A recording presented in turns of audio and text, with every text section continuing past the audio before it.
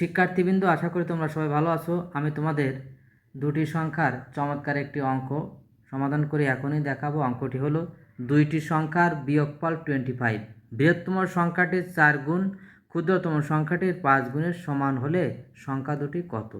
অর্থাৎ এই যেখানে যে বৃহত্তম সংখ্যাটি আছে তার 4 গুণ করলে যা হবে, ক্ষুদ্রতম সংখ্যাটির 5 গুণ করলেও তাই হবে। সংখ্যাটি অর্থাৎ সংখ্যা দুটি নির্ণয় করো। এখন এখানে যে বিয়োগফল দেওয়া আছে, বিয়োগফলের সাথে যদি এই বিয়োগফল যখন থাকবে তখন ক্ষুদ্রতম সংখ্যাটি ধরতে হয়, তাহলে সহজেই বৃহত্তম সংখ্যাটি বেড়ে যাবে। এভাবে সবসময় সমাধান লিখে নিতে হবে, ঠিক আছে?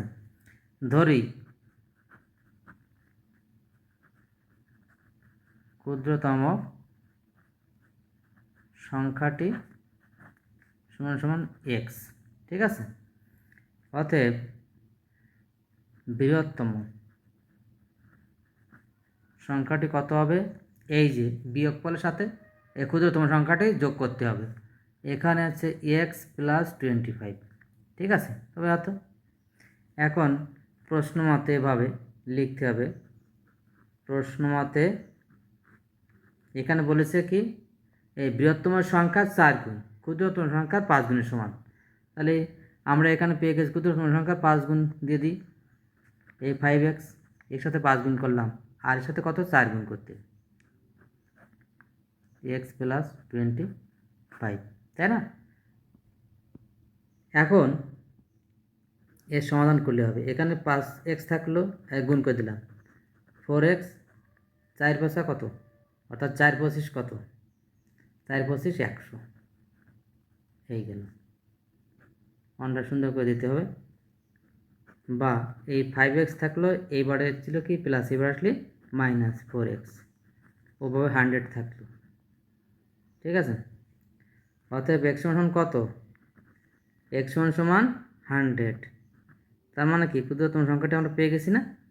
অতএব ক্ষুদ্রতম সংখ্যাটি আমরা পেয়ে গেছি। অতএব ক্ষুদ্রতম সংখ্যাটি কত? এই 100, ঠিক আছে? অতএব বৈরী হওয়া বৃহত্তম সংখ্যাটি কত হবে? এখানে ধরেছিলাম এই যে, তাহলে এক্স এর মান কত? 100 প্লাস 25 সমান কত? 125, অর্থাৎ 125। এই দুটো আছে অ্যান্সার। এখানে ব্র্যাকেটে লেখা যেতে পারে, যেহেতু এক্স সমান 100, এটা আনসার। বন্ধুরা, আমার এই ভিডিওটি যদি ভালো লাগে এবং অঙ্কের টেকনিক যদি তোমরা ভালো লাগে, অবশ্যই আমাকে লাইক, কমেন্ট ও সাবস্ক্রাইব করে উদ্বুদ্ধ করবে। আশা করি। ধন্যবাদ সবাইকে।